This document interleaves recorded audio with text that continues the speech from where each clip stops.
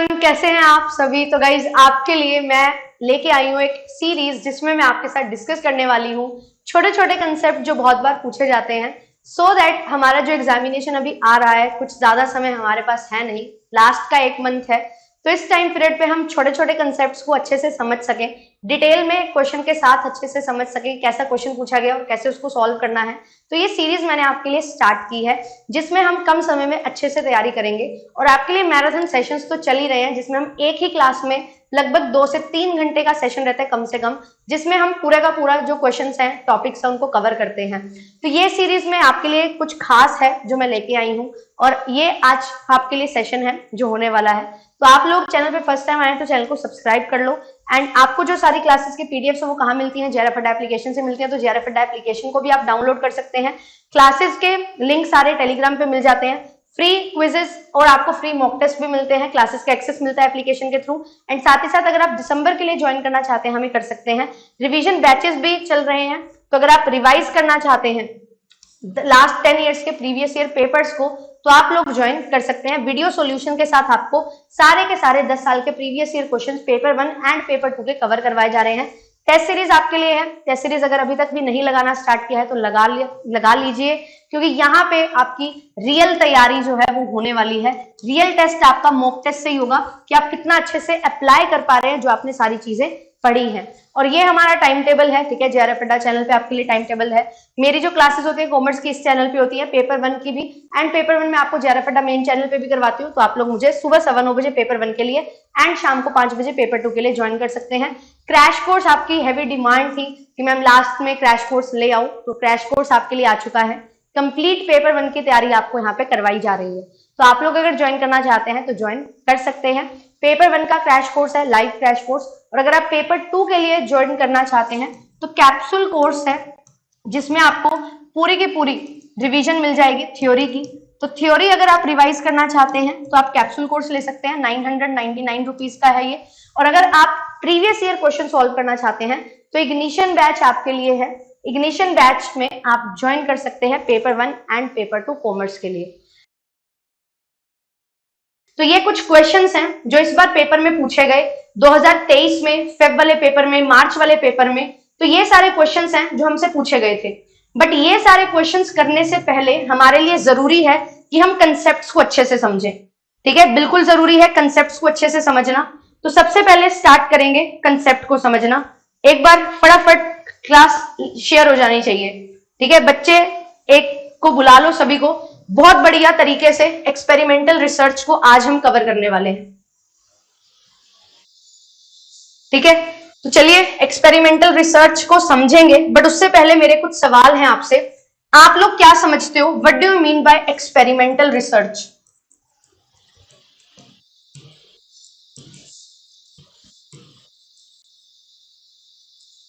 Research का मतलब क्या होता है? जो ऑलरेडी कोई चीज हो चुकी है उस चीज से कुछ नया निकालना, ठीक है। रिसर्च मतलब जो ऑलरेडी आपके पास चीजें हैं उनमें कुछ नई चीजें ऐड ऑन करना, कुछ नए पर्सपेक्टिव जो हैं उनको ऐड ऑन करना, सो दैट जो नॉलेज हमारे पास है उसको हम क्या कर सकें, उसको हम इंक्रीज कर सकें। जो नॉलेज कॉर्पस है हमारा उसको हम इंक्रीज कर सकें। जैसे फॉर एग्जाम्पल अगर हम बात करें एक्सपेरिमेंटल की, तो हमारे मन में सबसे पहले वर्ड आता है एक्सपेरिमेंट। एक्सपेरिमेंट का मतलब क्या है कि हमारे पास साइंस सबसे पहले यहाँ पे हमारे माइंड में आता है कि जो साइंस है उसमें किए जाते हैं मैम एक्सपेरिमेंट। हम छोटी क्लासेस में हुआ करते थे, हमारे पास कुछ सॉल्यूशन होते थे, उनको मिक्स कर देते थे, कुछ बन जाता था, वही हमारे लिए क्या था? एक्सपेरिमेंट था, जो हम लैब में परफॉर्म करते थे। तो अब यहाँ पे जो एक्सपेरिमेंटल रिसर्च है इसका क्या सेंस है, इसका क्या लॉजिक है, वो चीजें हमें समझनी है। अब आपको एक मैं एग्जांपल देती हूँ। अब फॉर एग्जांपल आपने एक मेडिसिन बनाई, ठीक है। आप एक डॉक्टर हैं, आपने मतलब डॉक्टर की प्रैक्टिस कर रहे हैं और कुछ मेडिसिन आई एक पर्टिकुलर डिसीज को क्योर करने के लिए, लेट्स से डायबिटीज, ठीक है। और उसका आपने इफेक्ट देखना है कि क्या ये जो टेबलेट है ये हमें हेल्प कर सकती है क्योर करने में डायबिटीज को। क्या इसका कोई रेलिवेंस है कि अगर पेशेंट को ये टेबलेट दी जाए तो वो वर्क करेगी या नहीं करेगी। तो उसके लिए हमें क्या करना पड़ेगा? उसके लिए हमें पहले एक्सपेरिमेंट करना पड़ेगा कि एक व्यक्ति जो डायबिटिक है उसको वो ड्रग जो है वो दी जाए, फिर उसका रिजल्ट है वो ऑब्टेन किया जाए, और फिर हम ये डिसीजन बनाएं कि हाँ ये जो डायबिटीज है इस पेशेंट को, इस पे डिसीज का जो इसकी डिसीज है वो क्योर हो रही है और इस पे इसका इफेक्ट जो है वो अच्छा पड़ रहा है, यानी कि हमारी जो ड्रग है, हमारी जो टेबलेट है वो काम कर रही है। तो ये चीज होती है, एक्सपेरिमेंट हम करते हैं। और फिर अगर मैं आपसे बात करूं कि हमारे पास क्या है, हमारे पास यहाँ पे एक पर्सन है, ठीक है, उसको हम टैबलेट दे रहे हैं और उसको डायबिटीज है। फिर एक और पर्सन है, उसको भी डायबिटीज है, ठीक है, उसको भी डायबिटीज है, पर उसको मैं क्या नहीं दे रही हूं, उसको मैं बिल्कुल भी टैबलेट नहीं दे रही हूं। अब ऐसा भी हो सकता है एक पर्सन को टैबलेट दी गई, डायबिटीज में देखा, और यहाँ पे जितनी भी उसकी शुगर लेवल थी वो कम हो गई, शुगर लेवल क्या हो गई, कम हो गई। एक पर्सन था, उसको भी डायबिटीज थी, उसको भी टैबलेट दिया, उसका शुगर लेवल भी है, वो भी क्या है, कम ही रहा। मील खाने के बाद, खाना खाने के बाद उसका भी शुगर लेवल ज्यादा नहीं बढ़ा। तो हम यहाँ पे ये बोल सकते हैं कि टैबलेट लेना और टैबलेट ना लेना इसका कोई फर्क नहीं पड़ रहा है। जिस व्यक्ति ने टैबलेट नहीं ली है उसको भी कुछ फर्क नहीं पड़ रहा, जिस व्यक्ति ने टैबलेट ली है उसको भी कोई फर्क नहीं पड़ रहा, मतलब सेम आउटकम्स हमारे पास आ रहे हैं। तो यहाँ पे जो टैबलेट है उसका कोई रोल नहीं है, इसीलिए ये जो टैबलेट है वो एक हमारे लिए प्रूफ नहीं बन रहा कि हमारे पास अगर डायबिटीज है किसी पेशेंट को तो उसको ये टैबलेट देके वो सही की जा सकती है। तो ये डिफरेंट टाइप के हमारे पास क्या है, एक्सपेरिमेंट्स होते हैं। और जब भी हम बात करते हैं एक्सपेरिमेंट की तो यहाँ पे हमारे पास एक वर्ड आता है क्वांटिटेटिव रिसर्च।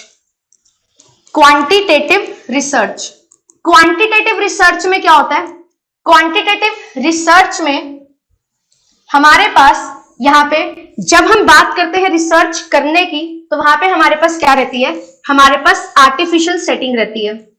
आर्टिफिशियल सेटिंग क्यों रहती है, आर्टिफिशियल सेटिंग इसलिए रहती है मैम क्योंकि हम यहाँ पे क्या करते हैं, हम यहाँ पे हमारे पास एक इंडिपेंडेंट वेरिएबल होता है, एक डिपेंडेंट वेरिएबल होता है। इस इंडिपेंडेंट वेरिएबल को मैनिपुलेट किया जाता है, इस इंडिपेंडेंट वेरिएबल को मैनिपुलेट किया जाता है।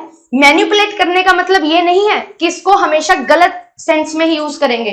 मैनिपुलेट करने का मतलब है इसमें चेंजेस हम लेके आते हैं, इसको हम चेंज कर सकते हैं, इस वेरिएबल के साथ हम छेड़छाड़ कर सकते हैं और उसका इफेक्ट हम देखते हैं किस पे, डिपेंडेंट वेरिएबल पे। तो यहाँ पे हमेशा और हमेशा जब भी एक्सपेरिमेंटल रिसर्च की हम बात करेंगे तो वहां पे हमारे पास क्या होगा, हमारे पास एक इंडिपेंडेंट वेरिएबल होगा जिसको मैनिपुलेट करके चेंज करके हम इफेक्ट देखना चाहेंगे हमारे डिपेंडेंट वेरिएबल पे, ठीक है। और ये चीज को ही हम यहाँ पे स्टडी करते हैं मेजरली। बट यहाँ पे देखो क्या चीज है, तो यहाँ पे जो एक्सपेरिमेंटल रिसर्च है ये स्टडी है किस चीज की, जो एक साइंटिफिक रिसर्च डिजाइन को स्टडी करेगा, इसीलिए इसका जो नेचर होता है वो क्वांटिटेटिव होता है। पेपर में क्वेश्चन पूछा जाता है, याद रखेंगे, वेरी वेरी इंपॉर्टेंट। अब होता क्या है, जब भी आप रिसर्च करते हैं तो रिसर्च करने के लिए सबसे पहले हम एक परिकल्पना लेके चलते हैं कि ये चीज ऐसे करेगी या ये चीज का कोई भी फर्क नहीं पड़ेगा, जिसको हम बोलते हैं हाइपोथेसिस। और उसमें भी अगर प्रिसाइजली मैं बोलूं, स्पेसिफिकली मैं बोलूं, होती है नल हाइपोथेसिस जो बनाई जाती है, जिसके तहत उसको क्या किया जाता है, नल हाइपोथेसिस को बना के टेस्ट किया जाता है एंड फिर उसकी अपोजिट जो हाइपोथेसिस होती है, डायरेक्शनल हाइपोथेसिस या ऑल्टरनेट हाइपोथेसिस, स्टैटिस्टिकल हाइपोथेसिस भी जिसको बोलते हैं, उसको हम चेक करते हैं, उसको हम एक्सेप्ट करें या रिजेक्ट, वो हमारा डिसीजन बन जाता है ऑटोमेटिकली नल को चेक करने के लिए। तो यहाँ पे जब हाइपोथेसिस बनती है, यहां से दूसरा क्वेश्चन बनता है, क्या एक्सपेरिमेंटल में हाइपोथेसिस की रिक्वायरमेंट है, तो आंसर इज यस। तो हाइपोथेसिस यहाँ पे बनेगी और एक वेरिएबल होगा जिसको हम मैनिपुलेट करेंगे, हम मतलब जो रिसर्चर है, जो रिसर्च कर रहा है, और फिर दूसरा जो वेरिएबल होगा उसको हम क्या करेंगे, मेजर करेंगे, कैलकुलेट करेंगे, कंपेयर करेंगे। तो ये जो सारी चीजें हैं ये हमारी यहाँ पे रहती हैं। और यहाँ पे मैंने आपको बताया कि quantitative research, artificial setting, independent variable और डिपेंडेंट वेरिएबल को लेंगे, एक इंडिपेंडेंट वेरिएबल का इफेक्ट डिपेंडेंट वेरिएबल में निकालने की कोशिश हम। यहाँ पे याद रखने वाली चीजें क्या हैं, इंडिपेंडेंट और डिपेंडेंट। अब आपको मैं यहाँ पे एक और नया टर्म है जो सिखाने वाली हूं, और वो टर्म है कि जब आप इंडिपेंडेंट वेरिएबल का इफेक्ट देखते हैं डिपेंडेंट वेरिएबल पे, तो कभी कभी क्या होता है, किसी तीसरे वेरिएबल की वजह से हमारा जो रिजल्ट है वो हमें नहीं मिल पाता जो हम देखना चाहते हैं। इसके लिए एक टर्म यूज होती है एक्सपेरिमेंटल एरर। टर्म क्या है? Experimental error. अब ये एक्सपेरिमेंटल एरर क्या है?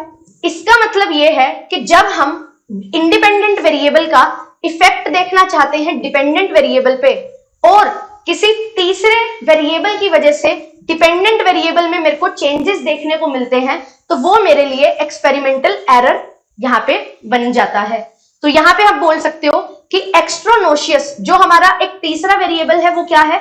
हमारा रिजल्ट सही नहीं आने दे रहा, हमारी रिसर्च को सही नहीं साबित करने दे रहा, तो वो क्या है? एक्स्ट्रोनोशियस वेरिएबल। एक्स्ट्रोनोशियस वेरिएबल उसको बोला जाता है। एक्स्ट्रोनोशियस वेरिएबल यानी कि बाहरी चर, और ये जो बाहरी चर है ये हमारी रिसर्च को स्मूथली होने से रोकता है और इसकी वजह से हमारे पास एक्सपेरिमेंटल एरर दिखाई देता है।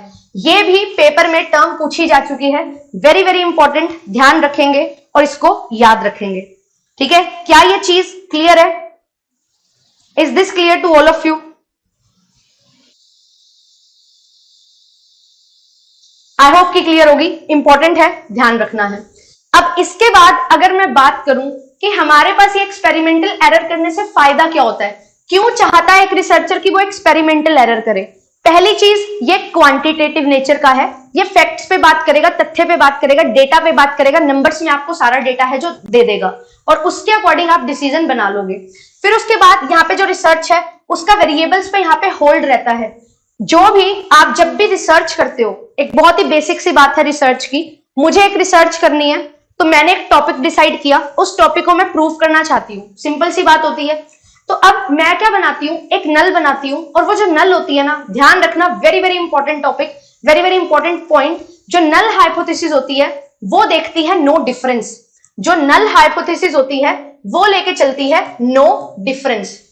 नो डिफरेंस का मतलब है कि आपके दो चीजों के बीच में कोई भी यहाँ पे फर्क है ही नहीं, जबकि जो रिसर्चर होता है वो रिसर्चर चाहता है कि वो डिफरेंस देखे कि इसका क्या इंपैक्ट है, दो चीजों में कितना फर्क है, तो वो ये चीज को देखना चाहता है। तो यहाँ पे हम लेके चलते हैं नल हाइपोथेसिस को, जिसको हम बनाते हैं क्योंकि हमें एक डायरेक्शन मिल जाती है अपनी रिसर्च करने के लिए। तो नल हाइपोथेसिस को हम बोलते हैं ना कि रिसर्चर इसको रिजेक्ट करना चाहता है, रिसर्चर चाहता है कि ये नल रिजेक्ट हो जाए। ऐसा क्यों?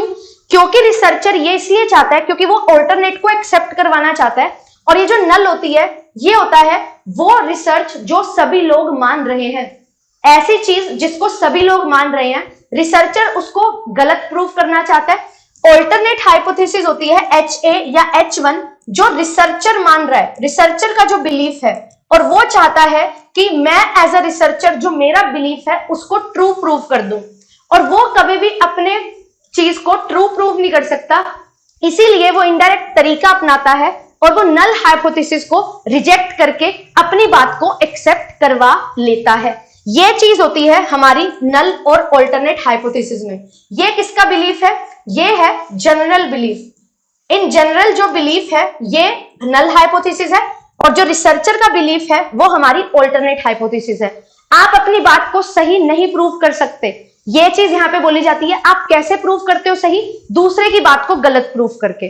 तो ये चीज यहां पे चलती है, इसीलिए नल को हमेशा टेस्ट किया जाता है, और यही एक कारण रहता है कि इस तरीके से आप अपनी हाइपोथेसिस को चेक करते हैं। और यहाँ पे एक्सपेरिमेंटल रिसर्च करने से क्या फायदा मिलता है? तो यहाँ पे जो वेरिएबल हैं उन पे कंट्रोल रहता है रिसर्चर का, और जो वो बात प्रूफ करना चाहता है उसको वो प्रूफ कर देता है और डिजायर्ड रिजल्ट ले लेता है। मतलब नल हाइपोथेसिस को वो रिजेक्ट कर पाता है और अपनी जो उसकी ऑल्टरनेट हाइपोथेसिस है उसको वो एक्सेप्ट करवा लेता है। देन उसके बाद आता है कि जो रिजल्ट्स है, मैंने जैसे बताया नंबर्स में आएंगे, स्पेसिफिक रिजल्ट्स आएंगे, डेटा आपके पास होगा, उसके बेसिस पे आपको डिसीजन ले लेना है। ठीक है, और इसके बाद है एक बार रिजल्ट आपने एनालाइज कर लिए तो वो उन डिफरेंट जो सिचुएशंस होंगी ना, सिमिलर सिचुएशंस, अलग अलग सेम तरीके की सिचुएशन वहां पे अप्लाई हो जाएगा। एक चीज जो साइंटिफिकली प्रूवन है वो हर जगह अप्लाई हो जाती है। जैसे देखो, अगर मैं आपसे बात करूं, हम कॉमर्स के बच्चे हैं, हम मैनेजमेंट पढ़ते हैं। Management is all pervasive, management के प्रिंसिपल्स भी हैं, मैनेजमेंट एज अ साइंस भी है और मैनेजमेंट एज एन आर्ट भी है। तो यहाँ पे मैनेजमेंट आप अपने वर्क प्लेस पे भी कर सकते हो, मैनेजमेंट आपकी मदर घर पे भी करती है, आपके फादर किसी भी इवेंट को अगर मैनेज करना है उनको तो वहां पे भी वो कर लेते हैं। तो मैनेजमेंट हर जगह है। वैसे ही सिचुएशन जहां पे आपके पास टाइम है और आपको कुछ काम करना है, उस चीज को अगर आपने वेल बैलेंस रखना है तो वहां पे आप मैनेजमेंट करते हैं। और वही चीज जो है यहाँ पे भी आती है कि अगर आपने साइंटिफिक रिसर्च कर ली ना, आपने कोई चीज को साइंटिफिकली प्रूवन कर दिया, क्वांटिटेटिवली प्रूव कर दिया, तो वो रिजल्ट्स आपके बहुत सारी जगह उन्हीं सिचुएशंस में अप्लाई हो जाएंगे। फिर इसके बाद नेक्स्ट आता है cause and effect of an hypothesis can be derived so that researcher can analyse greater details. तो यहाँ पे क्या चीज होती है, एक इंडिपेंडेंट वेरिएबल, उसको क्या करते हैं, मैनिपुलेट करके डिपेंडेंट वेरिएबल पे रिजल्ट निकालते हैं। तो कॉज एंड इफेक्ट जो है ना, उसको भी हम डिराइव कर सकते हैं। जो चीज हमने मानी हुई है, हमारे पास हाइपोथेसिस में क्या होता है, वेरिएबल्स होते हैं, उन्हीं का ही रिलेशनशिप होता है, तो वही चीज को हम क्या कर सकते हैं, डिराइव कर सकते हैं, सो दैट जो रिसर्चर है जो वो करना चाहता है और अच्छे तरीके से वो कर पाएगा। फिर इसके बाद नेक्स्ट आता है कि जो एक्सपेरिमेंटल रिसर्च है वो हम कैसे यूज कर सकते हैं, इन एन एसोसिएशन, रिलेट करके भी हम यूज कर सकते हैं बाकी और अलग टाइप की जो रिसर्चेज हैं वहां पे, क्योंकि बहुत सारी टाइप की रिसर्च होती है जो मेजरली क्वांटिटेटिव में फॉलो करती है। अगर मैं बात करूं टाइप्स ऑफ रिसर्च तो 25 से 30 टाइप की रिसर्च आपको देखने को मिलेगी, बट अगर मैं इनको कैटेगराइज करना चाहती हूँ सिर्फ एक बेसिस पे, तो यहाँ पे मेरे पास क्वांटिटेटिव और क्वालिटेटिव दो तरीके की यहाँ पे क्या निकल के आती हैं, रिसर्च निकल के आती हैं। और यहाँ पे साइंटिफिक रिसर्च जो है वो मेरी क्वांटिटेटिव नेचर की होती है, तो अलग अलग जो रिसर्चेज हैं जो क्वांटिटेटिव नेचर की हैं उनके साथ हम इनको इस्तेमाल कर सकते हैं। ठीक है, अगर आपके पास ऐसी कोई चीज है जहां पे आप एक्सपेरिमेंटली उसको प्रूव नहीं कर सकते हो, क्योंकि रेंडमाइजेशन नहीं है, आगे हम पढ़ेंगे भी, तो वहां पे भी आप क्या कर सकते हैं, क्वाजी एक्सपेरिमेंटल की तरह जो एक्सपेरिमेंटल रिसर्च है वो अप्लाई कर सकते हैं। तो ये चीज यहाँ पे बेनिफिट देती है, और ये एक सिस्टमेटिक और साइंटिफिक अप्रोच है सर्च करने की, जहां पे जो रिसर्चर है वो एक या एक से ज्यादा वेरिएबल को क्या करता है, मैनिपुलेट करता है। यहाँ पे हमेशा हम यही लेके चलेंगे, एक वेरिएबल को मैनिपुलेट किया जाता है और दूसरे वेरिएबल को कंट्रोल किया जाता है, और कंट्रोल यहाँ पे किया जाता है कैसे, एक वेरिएबल को मैनिपुलेट करके। और आप ये भी बोल सकते हो जो मैनिपुलेट वेरिएबल हो रहा है उसी कोई रिसर्चर जो है वो चेंज कर करके उसमें दूसरा जो वेरिएबल है, डिपेंडेंट वेरिएबल, उसको मेजर कर रहा है। ठीक है, तो यहाँ पे एक वेरिएबल में रिजल्ट्स को मेजर किया जाता है, दूसरे वेरिएबल को कंट्रोल करके या मैनिपुलेट करके। एक चीज 3 बार आ चुकी है और यहीं से क्वेश्चन है जो बनता है, this is very very important. फिर इसके बाद आती है ये जो एक्सपेरिमेंटल रिसर्च मेथड है ये इंप्लीमेंट होता है फिजिकल साइंसेज में। ठीक है, तो यहाँ पे ये जो एक्सपेरिमेंटल रिसर्च मेथड है मेजरली हम इसको कहाँ पे यूज करते हैं, फिजिकल साइंस में। ठीक है, जो साइंस की हम ब्रांच पढ़ते हैं ना, फिजिक्स केमिस्ट्री बायो, वो सारी चीजें यहाँ पे रहती हैं। और साथ ही साथ हम क्वाजी एक्सपेरिमेंटल एक टाइप पढ़ेंगे इसका, वो हम वहां पे भी एक्सपेरिमेंटल रिसर्च की तरह यूज कर सकते हैं, जहां पे हमारे पास जो वेरिएबल्स हैं वो इस तरीके से होंगे कि हम क्वाजी एक्सपेरिमेंटल यानी कि रिजेम्बलेंस को लेके चलेंगे। और ये क्या है, क्वांटिटेटिव रिसर्च है। ये थे इसके कुछ हमारे पास जो पॉजिटिव पॉइंट्स हैं, बोलूं एडवांटेजेस हैं, कि आप अगर एक रिसर्च करते हो, एक्सपेरिमेंटल रिसर्च करते हो, तो ये सारी चीजें एक रिसर्चर को हेल्प करती हैं टू गेट हिज और हर डिजायर्ड रिजल्ट्स। यहां तक सभी को क्लियर है? Is this clear to everyone? एक बार थम्स अप दे दो एंड आई होप कि ये चीजें आपको क्लियर हो। कोई भी डाउट आता है तो यू कैन आस्क। ठीक है, अब इसके बाद क्या चीज होती है, इसके बाद होती है कि कितने कितने तरह की एक्सपेरिमेंटल रिसर्च डिजाइन है। और क्वेश्चन हमारा बनता है यहां से, दिसंबर 2023 में भी क्वेश्चन यहां से बना था। ठीक है, तो हमारे पास 3 तरीके की रिसर्च होती है एक्सपेरिमेंटल रिसर्च। पहली होती है प्री एक्सपेरिमेंटल रिसर्च डिजाइन, दूसरी होती है ट्रू एक्सपेरिमेंटल रिसर्च डिजाइन, तीसरी होती है क्वाजी एक्सपेरिमेंटल रिसर्च डिजाइन। और ये जो वर्ड है quasi, quasi means not exactly but pretend to be, और हम ये बोल सकते हैं रिजेम्बलेंस इसको बोला जाता है।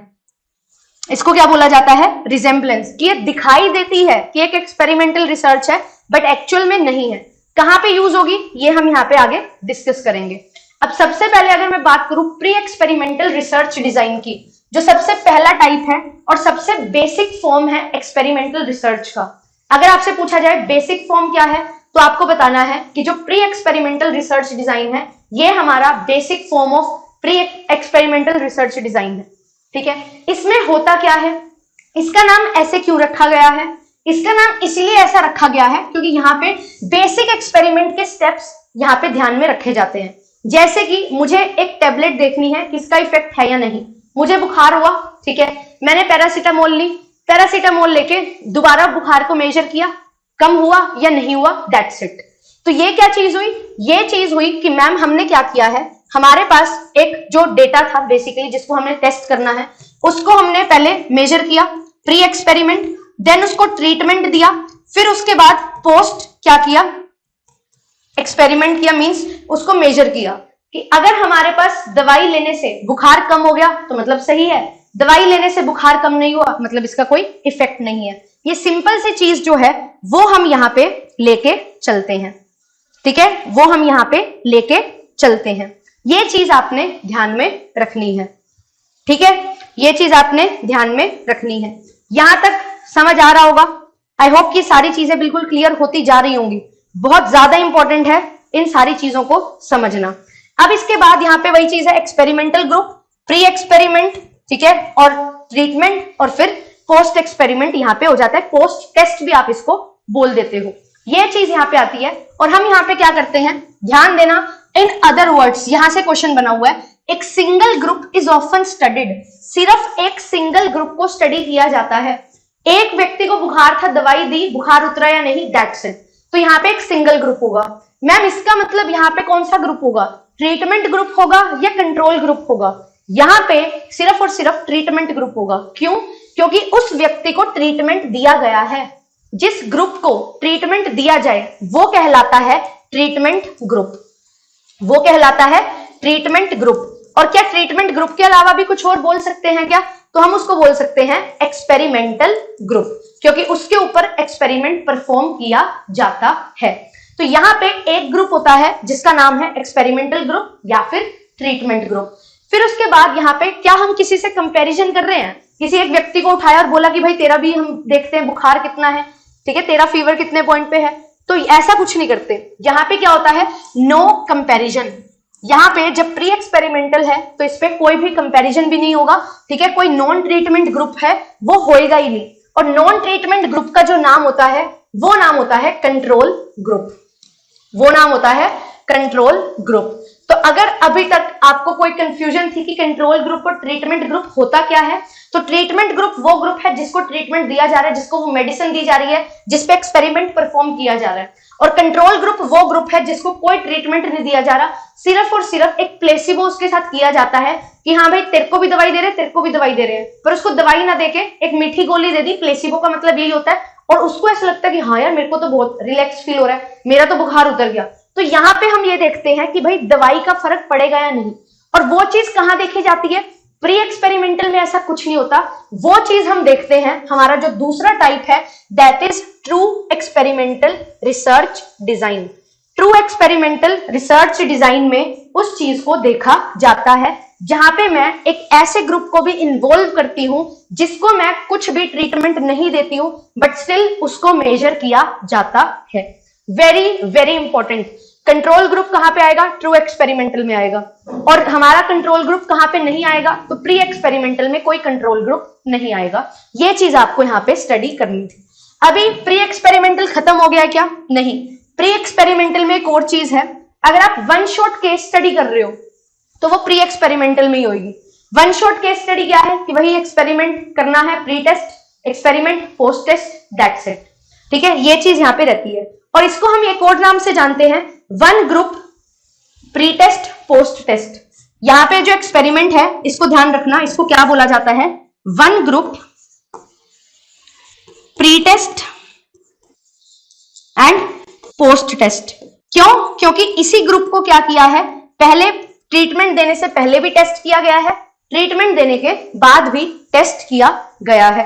Very very important to learn and very very important to remember कि यहाँ पे एक सिंगल ग्रुप होता है, कोई कंपैरिजन नहीं होता है, no comparison is being made. यहां से क्वेश्चन आया था पेपर 1 में, ठीक है, अभी ये जो क्वेश्चन मैंने बताया, one group pre test post test, इसका नाम है, ये पेपर 2 का क्वेश्चन है। ये वन शॉट केस स्टडी कहां पे यूज होती है? प्री एक्सपेरिमेंटल में, पेपर 1 का क्वेश्चन है, वेरी वेरी इंपॉर्टेंट। अब इसके बाद हमारे पास आता है सेकंड, जो हम बात करेंगे यहाँ पे ट्रू एक्सपेरिमेंटल रिसर्च डिजाइन की। ठीक है, ट्रू एक्सपेरिमेंटल रिसर्च डिजाइन की हम यहाँ पे बात करने वाले हैं। ये जो ट्रू एक्सपेरिमेंटल रिसर्च डिजाइन है, ये डिजाइन है जो accurate form of experimental research है। अगर आप एक्सपेरिमेंटल रिसर्च करना चाहते हैं तो you must do true experimental research design, क्योंकि यहाँ पे आएंगे रिजल्ट्स अच्छे और एक्यूरेट और सही, बिल्कुल सटीक रिजल्ट चाहिए तो ट्रू एक्सपेरिमेंटल करना पड़ेगा।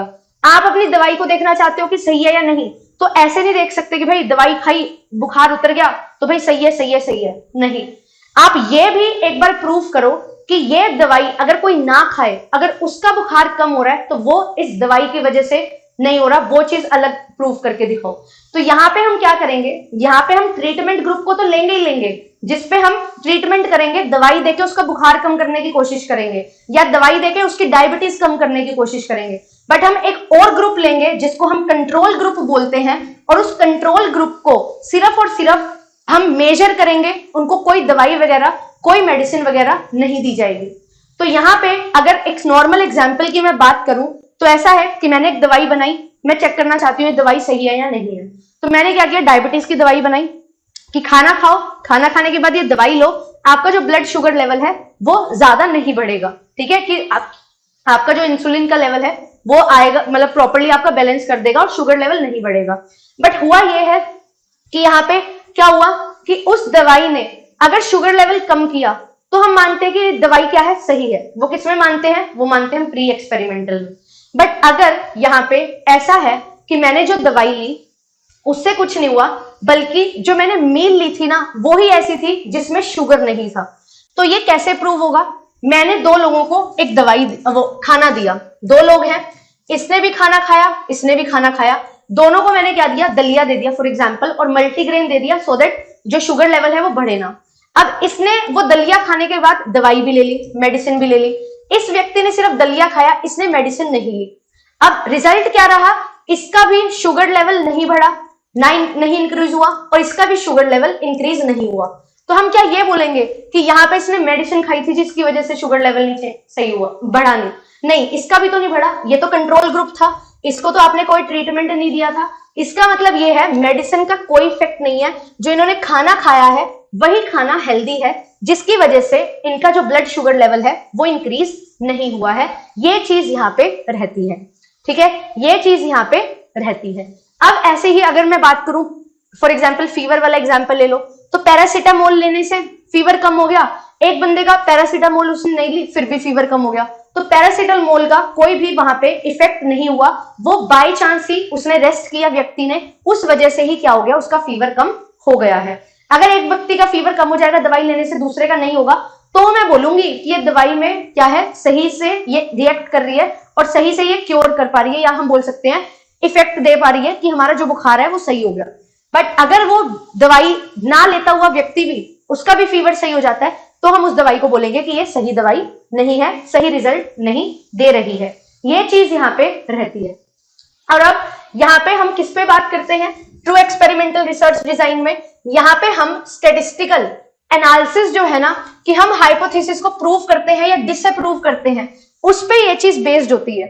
आप नल हाइपोथेसिस बनाते हो, नल हाइपोथेसिस क्या होती है कि ये जो दवाई है, ये जो मेडिसिन है, इसका कोई भी इफेक्ट नहीं है, नो इफेक्ट। और फिर आप देखते हो कि दवाई लेने से तो व्यक्ति सही हो गया, जिसने नहीं ली उसकी तबीयत अभी भी खराब है, तो आपकी जो अल्टरनेट है कि इस मेडिसिन का पॉजिटिव इंपैक्ट है, वो आपकी स्टडी क्या हो जाएगी, प्रूव हो जाएगी, सही साबित हो जाएगी।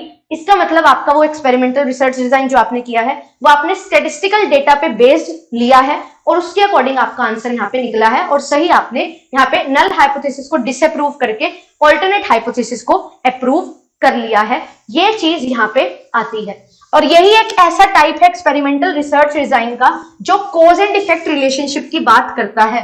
ठीक है, हमने एडवांटेजेस में पढ़ा था कोज एंड इफेक्ट रिलेशनशिप, तो यहाँ पे हम इंडिपेंडेंट वेरिएबल को मैनिपुलेट करते हैं और डिपेंडेंट वेरिएबल पे इफेक्ट देखते हैं तो यहाँ पे कॉज एंड इफेक्ट रिलेशनशिप हमें देखने को मिलता है एक विथ ग्रुप के अंदर। In a true experimental there are 3 factors which needs to be satisfied. अब आप जब ट्रू एक्सपेरिमेंटल रिसर्च डिजाइन बनाते हो तो 3 फैक्टर्स को आपने ध्यान में रखना होता है, और वो 3 फैक्टर क्या है? पहला है कंट्रोल ग्रुप और experimental group. Control group, experimental group. Experimental group का नाम है ट्रीटमेंट ग्रुप, जिसको ट्रीटमेंट मिल रहा है और जिसको कोई ट्रीटमेंट नहीं मिल रहा है। आप यहाँ पे क्या करते हैं, ऐसा बोल देते हैं कि हमारे पास टोटल पॉपुलेशन है, आधी हमारी कंट्रोल ग्रुप है, आधी हमारी ट्रीटमेंट ग्रुप है।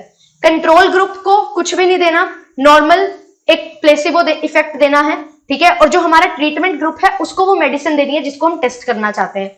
अब उस मेडिसिन देने के बाद आप रिजल्ट देखोगे कि कंट्रोल ग्रुप और ट्रीटमेंट ग्रुप में क्या रिजल्ट्स में कंपैरिजन आ रहा है, क्या डिफरेंस आ रहा है, उसको कंपेयर करोगे, फिर अपना रिजल्ट है जो लेके आओगे, कंक्लूजन्स को ड्रॉ करोगे। सिर्फ और सिर्फ कंट्रोल और एक्सपेरिमेंटल ग्रुप को देख लेना सही है क्या? तो ऐसा नहीं है। आपको यहाँ पे वेरिएबल्स जो है जिसको मैनिपुलेट करना है रिसर्चर ने, वो भी आपको यहाँ पे चेक करना पड़ेगा। Variable which can be manipulated bye researcher, उसको भी सेटिस्फाई करवाना पड़ेगा कि भाई ये वेरिएबल है जिसको हम मैनिपुलेट करेंगे और इस मैनिपुलेशन का इफेक्ट हम अपने डिपेंडेंट वेरिएबल पे देखेंगे, क्योंकि हमारे पास इन रियल लाइफ बहुत सारे वेरिएबल्स होते हैं जो इफेक्ट डालते हैं। एक से ज्यादा इंडिपेंडेंट वेरिएबल होते हैं, बट मुझे चूज करना है कौन सा इंडिपेंडेंट वेरिएबल है जिसका इफेक्ट यहाँ पे हम स्टडी करना चाहते हैं। तो वो चीज भी हमें सिलेक्ट करना है और वो चीज भी विद एक्सपेरिमेंट आपको यहाँ पे सेटिस्फाई करनी होती है। तो ये चीज भी हमारे लिए इंपॉर्टेंट है। फिर उसके बाद random distribution, very very very very important 5 star topic, 5 star point. 5 star point ये है कि जब आप ट्रू एक्सपेरिमेंटल रिसर्च डिजाइन करोगे तो वहां पे कोई भी बायसनेस नहीं होनी चाहिए कि मुझे ऐसा लग रहा है तो ये मैंने कर दिया। नहीं, आपको बिल्कुल रैंडम डिस्ट्रीब्यूशन लेनी है। No biasness should be there. अगर बायसनेस होगी तो आपका रिजल्ट वही आएगा जो आप बनाना चाहते हो, तो वो एक सही एक्सपेरिमेंटल डिजाइन नहीं है। फिर जो स्टैटिस्टिकल इसका कंक्लूजन आप निकालोगे, स्टैटिस्टिकली इसको प्रूव करने की बात है, वो कहीं पे रह ही नहीं जाएगी, उसका कोई औचित्य नहीं रह जाएगा। इसीलिए आपको यहाँ पे रैंडम डिस्ट्रीब्यूशन करनी होती है, वेरी वेरी इंपॉर्टेंट, ठीक है। रैंडम डिस्ट्रीब्यूशन यहाँ पे होएगी ही होएगी। ये 3 चीजें अगर होंगी तो true experimental research design applicable होगा, अदरवाइज नहीं हो पाएगा। फिर इसके बाद नेक्स्ट अगर हम बात करें, तीसरा जो टाइप होता है that is quasi experimental research design. अब मैम हम लीगल भी पढ़ते हैं, अब हम कॉमर्स के बच्चे हैं, तो कॉमर्स के बच्चे हो, लीगल भी पढ़ते हो, तो क्वाजी का मतलब तो जानते हो। फटाफट बताओ क्वाजी का मतलब क्या है? अगर इसको हिंदी में बात करें हम बोल देते हैं फर्जी, फर्जी भी बोल देते हैं, मतलब जो असली नहीं है, जो एक्चुअल नहीं है, ठीक है, यही चीज होती है। तो बिल्कुल सही बात है। यहाँ पे हमारे पास क्या है, ये जो क्वाजी एक्सपेरिमेंटल रिसर्च डिजाइन है, ये सिर्फ और सिर्फ एक सिमिलर एक्सपेरिमेंटल रिसर्च को दिखाता है, ठीक है। ये एक्चुअल में एक्सपेरिमेंट, बिल्कुल साइंटिफिक एक्सपेरिमेंट नहीं है, ठीक है, बट ये उसकी तरह कोशिश करता है कि एक हम क्या बना लें, ऐसा सिनेरियो बना लें जहां पे हम सिमिलर टाइप की जो एक्सपेरिमेंटल रिसर्च है वो कर पाए, बट एग्जैक्टली वो चीज कभी भी नहीं आपको देखने को मिलेगी। अब यहाँ पे क्या है, यहाँ पे जब हम बात करते हैं ट्रू एक्सपेरिमेंट की और जब हम बात करते हैं क्वाजी एक्सपेरिमेंट की, तो इनमें फर्क क्या है? इनमें फर्क है रेंडमाइजेशन का। हमने बात की थी कि ट्रू एक्सपेरिमेंटल जो हमारा यहाँ पे रिसर्च डिजाइन है उसमें रेंडमाइजेशन होनी चाहिए, कोई भी बायसनेस नहीं होगी, बट यहाँ पे बायसनेस होती है। क्यों? क्योंकि हम इसको बना रहे हैं एक्सपेरिमेंटल, एक्चुअल में है नहीं। तो यहाँ पे क्या चीज होती है, यहाँ पे हमारे पास क्या होता है, जो इंडिपेंडेंट वेरिएबल है उसको मैनिपुलेट किया जाता है before calculating the dependent variable. तो यहाँ पे हम पहले ही क्या कर लेंगे, इंडिपेंडेंट वेरिएबल जो होगा हमारा उसको मैनिपुलेट कर लेंगे, ठीक है। और फिर यहाँ पे क्या चीज होगी कि यहाँ पे जो भी आपको डिपेंडेंट वेरिएबल पे रिजल्ट देखने थे वो हम वही चीज देखेंगे जो हम देखना चाहते हैं। ये चीज यहाँ पे होती है। फिर क्वाजी रिसर्च है, कब यहाँ पे यूज होती है, जहां पे आप रैंडम असाइनमेंट करोगे तो उसका कोई औचित्य नहीं रहेगा। रैंडम असाइनमेंट पॉसिबल ही नहीं है, आप रैंडम असाइनमेंट कर ही नहीं सकते। अगर आप ऐसी सिचुएशन में हो, रैंडम असाइनमेंट कर ही नहीं सकते और करना एक बेवकूफी वाला काम है, वहां पे आपको क्वाजी एक्सपेरिमेंटल रिसर्च डिजाइन लगानी पड़ती है। जैसा मैंने बोला था कि हमारे पास बिल्कुल हर चीज साइंस से रिलेटेड नहीं होगी, सोशल साइंसेस भी होते हैं, ठीक है। अगर मैं बात करूं, जैसे मैंने आपको एग्जांपल दिया मैनेजमेंट का, अब मैनेजमेंट क्या है? मैनेजमेंट एग्जैक्ट साइंस है क्या? नहीं। मैनेजमेंट एग्जैक्ट आर्ट है क्या? नहीं। तो ये साइंस भी है, आर्ट भी है, दैट्स वाई ये सोशल साइंस है, ठीक है। तो ऐसे ही हमारे पास बहुत सारे सोशल साइंसेस के कुछ चीजें होती हैं जो हमें प्रूव करनी होती हैं, तो वहां पे क्वाजी एक्सपेरिमेंटल हमारा काम में आ जाता है। जैसे कि यहाँ पे देखो एग्जाम्पल, टॉप परफॉर्मेंस आपको देखनी है एजुकेशनल एक्सपेरिमेंट की, ठीक है। तो यहाँ पे आपने क्या किया, क्लास को ऐसे ही आर्बिट्रेरी डिवाइड कर दिया दो ग्रुप में, ठीक है, अल्फाबेटिकल सिलेक्शन के वाइज या फिर आपने सिटिंग अरेंजमेंट वाइज। ऐसे बोलते हैं ना कि 5 बच्चे आ जाओ जिनका नाम ए से स्टार्ट हो रहा है, 5 बच्चे आ जाओ जिनका बी से स्टार्ट हो रहा है। तो हमने क्या किया, हमने रेंडमली क्या किया, हमारे लिए पॉसिबल नहीं था हर एक चीज को, हर एक पैरामीटर को देख पाना, तो हमने क्या किया, अल्फाबेटिकली, ठीक है, या जो लोग इस रो में बैठे हैं उसमें से 5 लोग आ जाओ, इस रो में बैठे हैं उसमें से आ जाओ, इसमें बैठे हैं उसमें से आ जाओ। अब आप ये बोल सकते हो कि भाई मैम ये वाली रो तो इंटेलिजेंट बच्चों की रो थी, ये वाली रो वीक बच्चों की रो थी, तो इंटेलिजेंट वर्सेस वीक अगर आप क्विज करवाओगे तो वीक वाला सेक्शन हारेगा ही हारेगा। भाई हमने यहाँ पे क्या किया, एक ऐसा सिनेरियो था, हमें परफॉर्मेंस जज करनी थी, तो हमने क्या किया, जस्ट जो भी हमारे पास चीजें थी उसको एकदम से पुट कर लिया हमारे जो साइंटिफिक है प्रोसीजर है उसमें। हमने यहाँ पे ये नहीं देखा कि मैं ये ऐसा करूं कि 5 लोग जो हैं वो ऐसे आएंगे मेरे ग्रुप में जो 90% अबव ले रहे हैं, कुछ लोग ऐसे आएंगे जो 80% से बिलो ले रहे हैं, 50% से अबव ले रहे हैं, कुछ ऐसे आएंगे जो 50% बिलो हैं। ऐसा कुछ मैंने असाइनमेंट नहीं किया, मैंने देखा कि ये बच्चे हैं उनको ऐसे ही उठा लिया, ठीक है। तो ये चीज यहाँ पे हमारे पास हो जाती है। तो यहाँ पे एजुकेशनल सिचुएशन में जहां पे बहुत कम डिसरप्शन पॉसिबल होती है वहां पे हम ये चीज कर लेते हैं, ठीक है। और यहाँ पे आपको क्या करना है, यहाँ पे जब आप क्लास की बात करते हो तो क्या किसी क्लास में ऐसा होता है कि ये टॉप बच्चे हैं, ये लो बच्चे हैं? ऐसा कभी भी नहीं होता। अगर ये चीज स्कूल में आ जाएगी फिर स्कूल सिखाएगा ही क्या?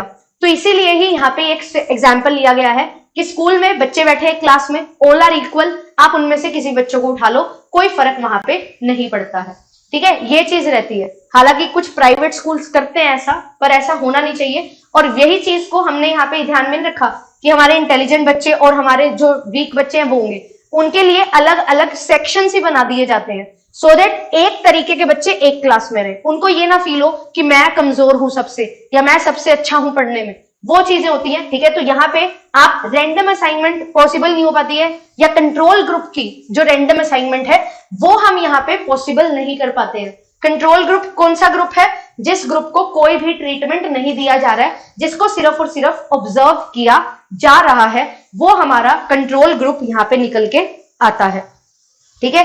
तो यहाँ पे हम इसको बोल सकते हैं कि यहाँ पे कोई कंट्रोल ग्रुप नहीं है, कोई रैंडम असाइनमेंट हमारे पास यहाँ पे नहीं है, ठीक है। और कोई भी मैनिपुलेशन है जो इंडिपेंडेंट वेरिएबल की, वो भी नहीं होती है। No manipulation of independent variable. क्यों? क्योंकि आप डिपेंडेंट वेरिएबल को कैलकुलेट करने से पहले इंडिपेंडेंट वेरिएबल को कैलकुलेट कर लेते हो, तो इसीलिए बोला जाता है यहाँ पे जो मैनिपुलेशन करने के बाद रिजल्ट आएंगे उसका कोई रेलेवेंस ही नहीं रह जाता है, वो यहाँ पे क्वाजी एक्सपेरिमेंटल रिसर्च डिजाइन बन जाती है, ठीक है। तो ये चीज यहाँ पे होती है। अब इसमें अगर हम बात करें क्वाजी में क्या चीज होती है, जैसे मान लो हमारे पास क्या है, 40 लोग हैं, ठीक है, सैंपल है, इसमें से हमने क्या किया, एक्सपेरिमेंटल ग्रुप बनाया और एक हमने बनाया कंट्रोल ग्रुप। फिर उसके बाद हमने क्या किया, एक्सपेरिमेंटल ग्रुप और कंट्रोल ग्रुप हमने यहां पे प्री टेस्ट किया, ठीक है, यहां पे भी हमने प्री टेस्ट किया। फिर हमने क्या किया, हम क्या करते हैं, हम यहां पे ट्रीटमेंट देते हैं किसको, जो हमारा एक्सपेरिमेंटल ग्रुप है, ट्रीटमेंट ग्रुप है, इसको ट्रीटमेंट दिया जाएगा। ये जो बेचारा है हमारा कंट्रोल ग्रुप, इसको कोई ट्रीटमेंट हम नहीं देते हैं, इसको कोई ट्रीटमेंट नहीं दिया, और इसके बाद इसका पोस्ट टेस्ट किया, इसका भी पोस्ट टेस्ट किया और इसका भी पोस्ट टेस्ट हमने किया है। तो क्वाजी एक्सपेरिमेंटल में भी एक्सपेरिमेंटल की तरह ही काम होता है, बट यहाँ पे कोई जो मैनिपुलेशन है वो कुछ हम यहाँ पे नहीं करते हैं, ठीक है। हम कुछ भी मैनिपुलेशन नहीं कर रहे हैं, जैसी जो चीज है उसको एज इट इज हम यहाँ पे लिख के, ठीक है, जो भी हमारा जो भी चीज है, जो भी हम फॉर एग्जाम्पल यहाँ पे बात कर लो कि एक पर्सन है, ये जो ग्रुप है यहाँ पे, इनमें जो फीवर है वो 100 डिग्री है, यहाँ पे भी हमारा जो फीवर है 100 डिग्री है। यहाँ पे क्या किया, पैरासीटामोल है जो दे दी, ठीक है, और यहाँ पे जो है वो पैरासीटामोल जो है वो नहीं दी गई है, ठीक है, एक जगह दे दी है पैरासीटामोल, एक जगह हमने नहीं दी है। अब यहाँ पे पोस्ट टेस्ट देखेंगे कि इसका जो इफेक्ट है वो आ रहा है या नहीं, हमारा जो फीवर है वो नीचे हुआ 98.6 हुआ है या नहीं हुआ है, यहाँ पे देखेंगे हुआ है या नहीं हुआ है, और उसके अकॉर्डिंग हमारा जो डिसीजन है वो आ जाएगा। तो हम यहाँ पे दो ही ग्रुप में इसको बाइफरकेट है जो कर देते हैं, ये चीज हमारे पास रहती है। और इसके साथ अगर मैं बात करूं ट्रू एक्सपेरिमेंटल रिसर्च डिजाइन की, तो यहाँ पे भी आप एक चीज ध्यान रखना, ट्रू एक्सपेरिमेंटल में क्या होता है, ट्रू एक्सपेरिमेंटल में ना हमारे पास पॉपुलेशन होएगी, ठीक है, पूरी की पूरी पॉपुलेशन में से सैंपल लेते हैं, पॉपुलेशन में से हमारे पास रैंडमली, क्योंकि रैंडम असाइनमेंट है ना, तो रैंडमली सिलेक्टेड क्या हो जाएगा, सैंपल हो जाएगा। रैंडमली हमने चूज किया है, ठीक है, कोई भी हमने मैनिपुलेशन वगैरह भी यहाँ पे नहीं, इसमें कोई भी हमने बायसनेस नहीं लगाई है सैंपल को लेते हुए, ठीक है।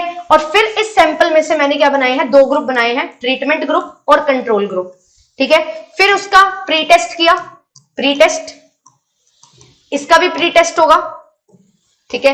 देन उसके बाद हम क्या करेंगे, जब हमारे पास यहाँ पे जो हमारा एक्टिव मैनिपुलेशन होगा, जहां पे हम इसको क्या करेंगे, ट्रीटमेंट ग्रुप को क्लोजली ऑब्जर्व करेंगे, अपनी क्लोज ऑब्जर्वेशन में रखेंगे हल्के हल्के छोटे छोटे से जो चेंजेस हैं उनको हम ऑब्जर्व करेंगे, इनको कोई क्लोजली ऑब्जर्व नहीं करेंगे क्योंकि इनको हमने कोई ट्रीटमेंट ही नहीं दिया हुआ है, यहां पे क्लोजली ऑब्जर्वेशन नहीं होती है।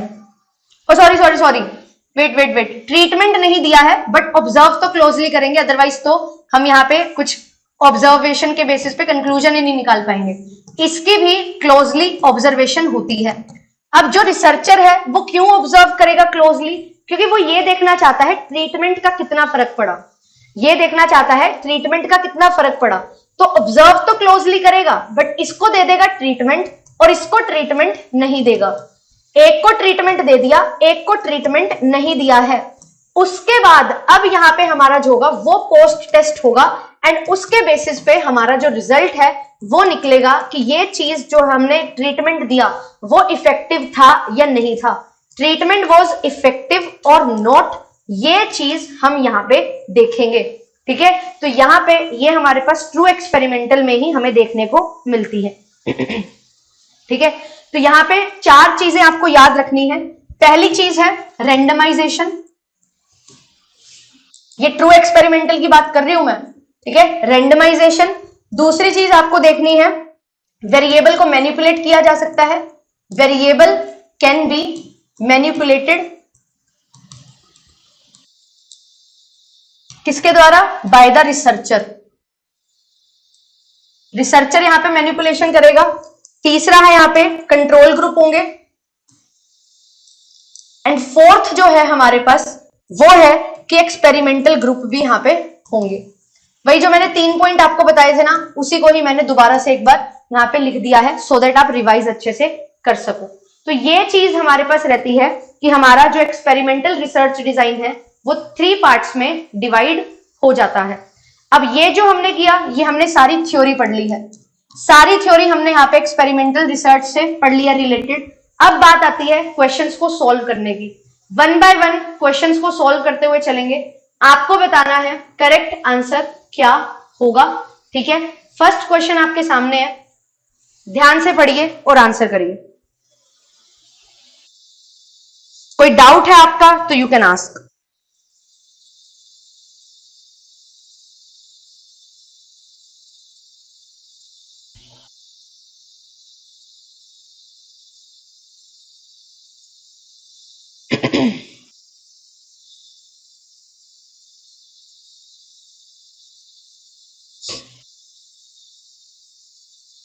हाँ जी, ये दिसंबर 2023 का क्वेश्चन है, ध्यान से करेंगे, जो पढ़ा है उसके बेसिस पे। क्वेश्चन बोल रहा है प्री एक्सपेरिमेंटल डिजाइन 3 टाइप होते हैं, बताओ।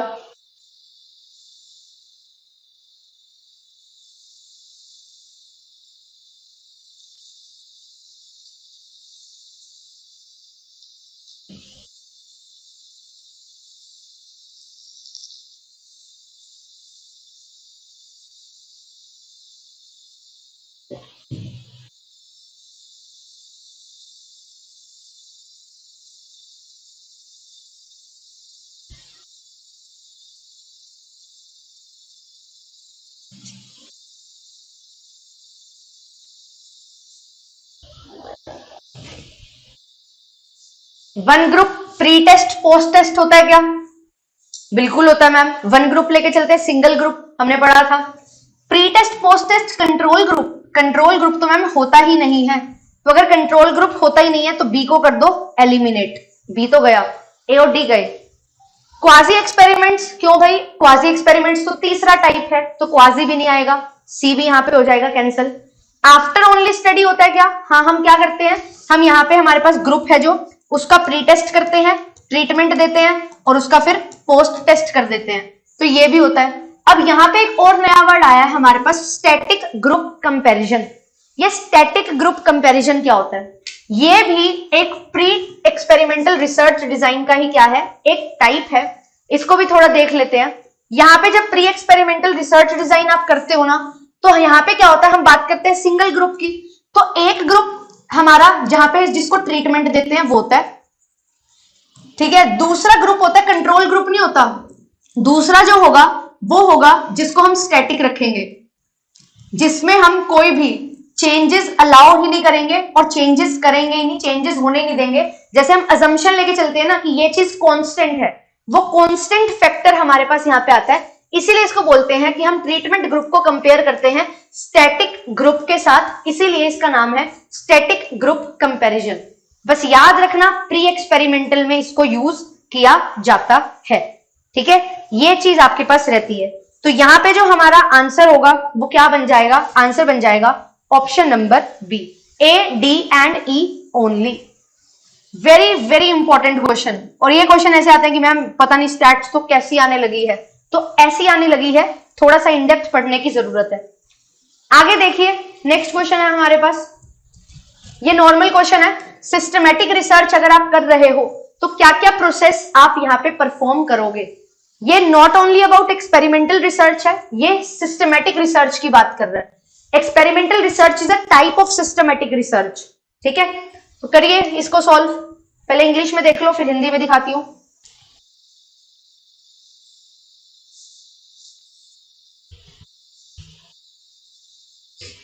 हिंदी में देखिए, परिकल्पना तैयार करना, डेटा का संग्रह और विश्लेषण, शोध समस्या की परिभाषित करना, रिसर्च डिजाइन तैयार करना और व्याख्या और रिपोर्ट लेखन।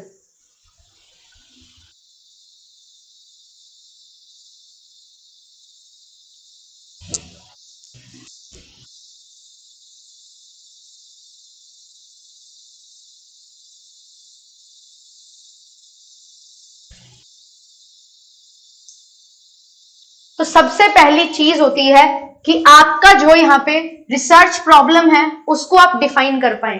अगर आप रिसर्च प्रॉब्लम में डिफाइन नहीं कर पा रहे हो तो क्या करोगे रिसर्च। तो सबसे पहली कंडीशन और सबसे पहली जरूरत क्या है रिसर्च करने के लिए, आपको रिसर्च प्रॉब्लम पता हो कि मैं करना क्या चाहता हूं, मैं करना क्या चाहती हूँ, वो चीज आपको क्लियर होनी चाहिए। तो सबसे पहले हमारा आंसर बनेगा कि ऑप्शन नंबर सी जो है वो आना चाहिए। उसके बाद आप आगे देखो, आगे क्या करना है, क्या डेटा कलेक्ट करना स्टार्ट कर दोगे क्या? नहीं, डेटा कलेक्शन तो एकदम से तो नहीं हो पाएगी, ठीक है। क्या हो जाएगी बताओ फटाफट, क्या डेटा कलेक्शन करना स्टार्ट कर दोगे? नहीं मैम, डेटा कलेक्शन कैसे करेंगे, पहले ये तो देख लेंगे, हमारी जो हाइपोथेसिस है उसको तो सिलेक्ट कर लेंगे, और आंसर आपका इसी के साथ बन जाएगा ऑप्शन नंबर बी। तो हाइपोथेसिस बनाने के बाद आप डेटा को कलेक्ट करते हैं, क्योंकि आपको हाइपोथेसिस बनाने से ये पता लग जाएगा कि भाई किस तरीके का आपका जो सैंपल होगा वो होगा, और कहां से आप लोगे, पैरामीट्रिक नॉन पैरामीट्रिक उसको टेस्ट करोगे, तो उसके लिए डेटा कलेक्शन बाद में आता है। उसके बाद हमारे पास क्या होता है, डिफाइन करने के बाद रिसर्च प्रॉब्लम को हम फॉर्मुलेट करते हैं हाइपोथेसिस, फिर हम रिसर्च डिजाइन बनाते हैं जिसका एक एक्रोनियम होता है सोसो। रिसर्च डिजाइन बनाया जाता है, रिसर्च डिजाइन बनाने के बाद आप कलेक्शन करते हैं, फिर उस डिजाइन के जो हमारा ब्लूप्रिंट होता है उसके तहत आप क्या करते हैं, डेटा कलेक्ट करते हैं, एंड उसके बाद आप इंटरप्रिटेशन करते हैं टेस्ट अप्लाई करने के बाद कि एक्सेप्ट करेंगे या रिजेक्ट करेंगे, एंड आप फिर रिपोर्ट राइटिंग कर देते हो। आंसर इसका बन जाएगा ऑप्शन नंबर 2। अब आपके सामने एक क्वेश्चन है, इस क्वेश्चन को सॉल्व करिए। Arrange the steps of a well planned experiment in a sequential order. एक वेल प्लान्ड एक्सपेरिमेंट कैसे होगा?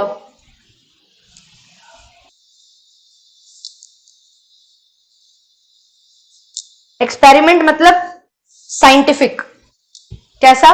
स्टैटिस्टिकल।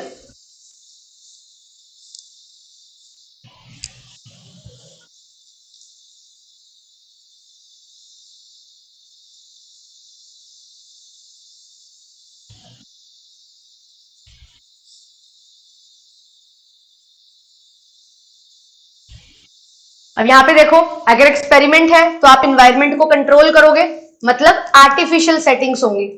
आर्टिफिशियल सेटिंग्स जहां पे भी आएगा वहां पे आपकी क्वांटिटेटिव रिसर्च है जो होने वाली है, और मेजरली आपकी साइंटिफिक रिसर्च होती है, एक्सपेरिमेंटल रिसर्च होती है।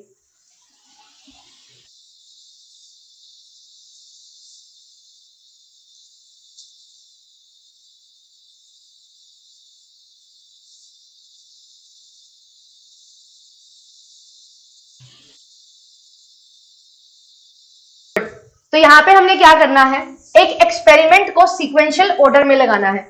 मतलब जब हम एक्सपेरिमेंट कर रहे हैं तो क्या प्रोसेस होएगी। तो सबसे पहले हमें यह देखना है कि भाई जो एक्सपेरिमेंट आप कर रहे हो उसमें क्या करते हो, इंडिपेंडेंट वेरिएबल का इफेक्ट डिपेंडेंट वेरिएबल में देखते हैं। तो हम सबसे पहले वेरिएबल्स को चूज करेंगे जो टेस्ट होने वाले हैं, कि कौन से वेरिएबल टेस्ट होंगे। सबसे पहली चीज आएगी, आंसर यहीं से निकल गया। बट आगे देखो क्या होता है। अब इसके बाद आपने वेरिएबल्स तो चूज कर लिए, अब आपने देखना है अल्फा कितना होगा, लेवल ऑफ सिग्निफिकेंस कितना होगा, 5% होगा, 1% होगा, 10% होगा, कितना होगा ये आप देखोगे। तो यहाँ पे जो ट्रीटमेंट लेवल्स हैं उनको आप स्पेसिफाई करोगे और ये चीजें भी आपकी यहाँ पे निकल के आएंगी। देन इसके बाद क्या करोगे, अब आप कंट्रोल करोगे इन्वायरमेंट को और एक्सट्रानोशियस फैक्टर को। क्यों एक्सट्रानोशियस फैक्टर को क्यों है कंट्रोल करना जरूरी, क्योंकि मैम इसकी वजह से आता है एक्सपेरिमेंटल इफेक्ट या एक्सपेरिमेंटल एरर। एक्सपेरिमेंटल एरर का मतलब क्या है कि जो मैं इफेक्ट देखना चाहती हूं इंडिपेंडेंट वेरिएबल का, वो इफेक्ट तो मेरे को दिखाई नहीं दे रहा, पर तीसरा ही कोई वेरिएबल है, तीसरा ही कोई चर है जिसकी वजह से यहाँ पे मुझे इफेक्ट देखने को मिल रहा है। तो ये चीज को कंट्रोल करना बहुत ज्यादा जरूरी है, इसीलिए आर्टिफिशियल सेटिंग्स की रिक्वायरमेंट होती है। फिर आप उसके बाद एक्सपेरिमेंटल डिजाइन है उसको चूज करोगे जो आपके हाइपोथेसिस को सूटेबल होगा, क्योंकि हाइपोथेसिस ही हमें क्या करनी होती है, चेक, वो क्या बोलते हैं, हाइपोथेसिस को ही हम लेके चलते हैं कि एक्सेप्ट करेंगे, रिजेक्ट करेंगे, नल हाइपोथेसिस वो चीज। फिर उसके बाद हम क्या करते हैं, असाइन करते हैं सब्जेक्ट ग्रुप को और एक पायलट स्टडी करते हैं कि हाँ ये चीज हमारी यहाँ पे फॉलो हो रही है या नहीं। क्योंकि हमने एक एडवांटेज पढ़ी थी कि हमारे पास जो रिजल्ट्स आते हैं ना, उन रिजल्ट्स को हम क्या करते हैं, उन रिजल्ट्स को सिमिलर सिचुएशन में हम अप्लाई कर देते हैं। तो ये चीज हमारी यहाँ पे रहती है। Answer will be option number 3। Very very good, आप सभी ने करेक्ट आंसर यहाँ पे दिया था। चलिए आगे चलते हैं, इस क्वेश्चन को सॉल्व करते हैं। अब यहाँ पे एक टर्म आता है एक्सपेरिमेंटल का, जब स्टैटिस्टिकल एक्सपेरिमेंट कर रहे हैं तो इफेक्ट साइज का मतलब क्या होता है, इफेक्ट साइज। ट्राई करो एक बार, फिर मैं आपको बताती हूं।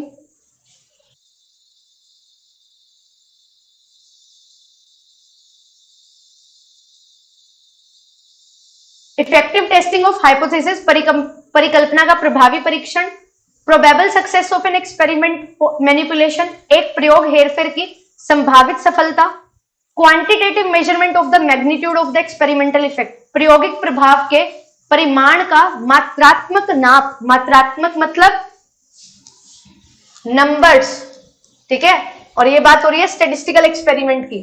Standardise measure of magnitude of the effect observed in an experiment, कि हमारे पास जो हमने एक्सपेरिमेंट किया है उसका क्या इफेक्ट रहा, उसको एक स्टैंडर्ड फॉर्म में मेजर करना, that is our experimental effect.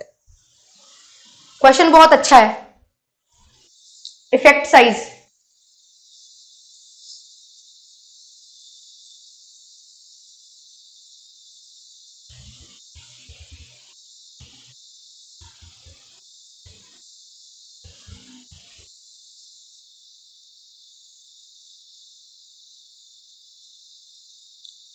हम यहां पे बात किसकी करते हैं, एक्सपेरिमेंट में दो ग्रुप की बात करते हैं, ट्रीटमेंट ग्रुप और आपका कंट्रोल ग्रुप। तो इफेक्ट साइज का क्या मतलब है, इसमें हम यहाँ पे चेक करते हैं कि जो हमारा रिजल्ट आया है प्री टेस्ट पोस्ट टेस्ट, उसमें क्या यहाँ पे फर्क है, ठीक है। अगर यहाँ पे भी सेम रिजल्ट आ रहे हैं फिर तो हमारा जो ट्रीटमेंट है उसका कोई रेलिवेंस नहीं रह जाता। तो इफेक्ट साइज, इफेक्ट साइज का मतलब क्या होता है, इसका जो आंसर होगा that will be option number C. जब आप मात्रात्मक माप लेते हैं किसका, जो आपका एक्सपेरिमेंटल इफेक्ट है ना, उसके वैल्यू को हम न्यूमेरिकली जब लेके चलते हैं, नंबर्स में जब हम निकालते हैं, वो हमारा इफेक्ट साइज कहलाता है। कि जो भी हमारा एक्सपेरिमेंट इफेक्ट है उसको वैल्यूज में जब कंसीडर करते हो तो इसको हम इफेक्ट साइज के नाम से जानते हैं। कि जो ग्रुप्स हमने लिए हैं, दो ग्रुप्स, उनके बीच में कितना डिफरेंस है, कितना अंतर है, difference between two groups, and groups are control group and treatment group. ये चीज आपकी एक्सपेरिमेंटल इफेक्ट आती है, और ये जो डिफरेंस है वो हम लेते हैं इन नंबर्स, या हम बोल सकते हैं इन क्वांटिटी। ठीक है, ये चीज आपको ध्यान में रखनी है। आगे चलिए नेक्स्ट क्वेश्चन देखिए। ये जो क्वेश्चन है, ये क्वेश्चन है एरर से, टाइप 1 टाइप 2 एरर हम बात करते हैं, sampling error, non sampling error की बात करते हैं। ये आज मैंने टॉपिक नहीं करवाया, बट ये जो क्वेश्चन है, ये क्वेश्चन है कि अगला जो हमारा टॉपिक होगा ना, नेक्स्ट ट्यूसडे जो मैं आपको करवाने वाली हूं, वो हम यही चीज को स्टडी करेंगे। आपको इस क्वेश्चन को सॉल्व करना है और आंसर बताना है कमेंट सेक्शन में। आज की क्लास कैसी लगी ये भी बताना है। और नेक्स्ट टॉपिक, क्या आप चाहते हैं कि type 1 error, type 2 error, sampling, non sampling, I mean two से एरर्स पे हम नेक्स्ट क्लास ले लें, एरर्स पे नेक्स्ट क्लास ले लें।